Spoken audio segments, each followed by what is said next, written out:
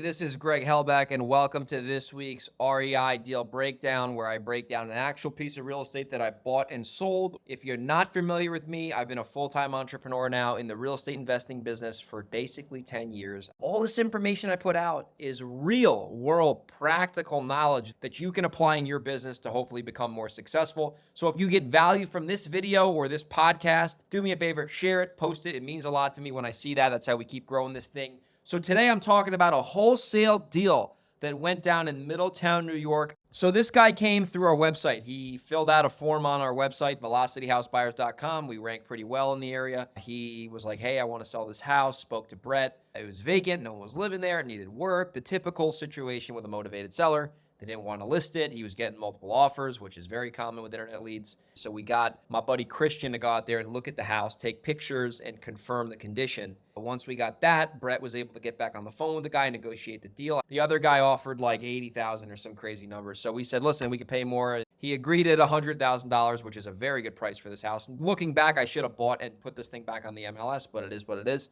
So locked it up, got it under contract. Put it out to my buyers list, and I had this thing sold within like literally an hour and a half. Someone was like, I'll take it. So we put it out for $125 wholesale, and I got multiple people reaching out, and someone said, I'll take it for $128. I said, all right, first come, first serve. I ended up doing a two closing, double close, whatever you want to call it, and we signed a separate contract with the buyer, and the buyer came in, and they got hard money, which I didn't think they were going to do because it was a low purchase price. So the deal started to get a little weird. So what ended up happening was I had multiple offers on this thing. I had my good friend Joe actually offered me more money than this buyer ended up selling it to, but I told the buyer I was going to sell him the house, and I'm a big believer in keeping your word.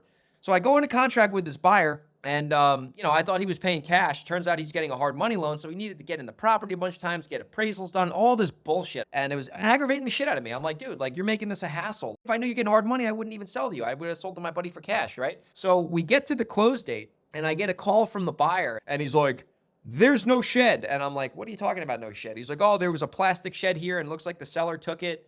And I was like, dude, it's like a $500 shed. Like, the house is getting bought as is. Like, if they take the shed, they take the shed. He gave me this whole runaround about the shed. He wanted like $2,500 off, just jerking my chain. We end up agreeing to a $500 credit, and we get the deal closed, and I ended up getting the seller to give me $500 because technically the seller was supposed to leave the shed there, but I would have never complained about that if I was the buyer. And that's why wholesaling gets a little sketchy, which will be one of my lessons. But it was just a terrible experience. So what are some lessons you can learn about this? Number one, I should have told this guy that I sold to, I'll give you an answer within the end of the day, because I got a good friend of mine who's driving out there to see it, and I've already done a lot of business with him. And I should have waited for Joe to go there, because Joe would have either paid the same or more, and Joe is pure cash, and Joe would have closed this thing in 2.5 weeks. So I should have done that, right? I would have made more money, and I would have had an easier experience working with Joe. Lesson number two, before you work with a buyer who's brand new, and I'm not knocking this guy. Obviously, everyone's got to do business somehow. I should have asked him, hey, how are you getting funding? Are you paying cash? Are you doing hard money? Who's your lender? Are they familiar with doing wholesale deals? I didn't do any of that. I just said, oh, I'll do the deal with you, 128, no problem. Let's close. And I made a mistake. So vet buyers if you've never worked with them. Vet the shit out of them. Who are you using to fund the deal? Is it cash? Is it private money? Is it hard money? If it's hard money, who's the lender? Is that lender familiar with assignments? So I should have asked all these questions, and he would have given me these answers, and I probably wouldn't have sold him the property. But try to sell your properties in the wholesale game to repeat customers who you know are going to close, and you've already worked with them before. So that was my mistake. And then the third lesson here, don't wholesale every house. Looking back on this deal, I should have bought this house. I thought it needed more work than it actually did. And I could have bought this house for $100,000, which I had a contract for it, and I could have threw it right back on the MLS for $199, and I most likely would have sold that thing for at least that price, if not more, and I would have made $50,000 instead of my $27,000. So I would have doubled my profit if I bought the house. So shame on me for that. Listen, you can't go broke making a profit, but that's the property on County Highway 78 in Middletown. I hope you got value from this. Remember those lessons.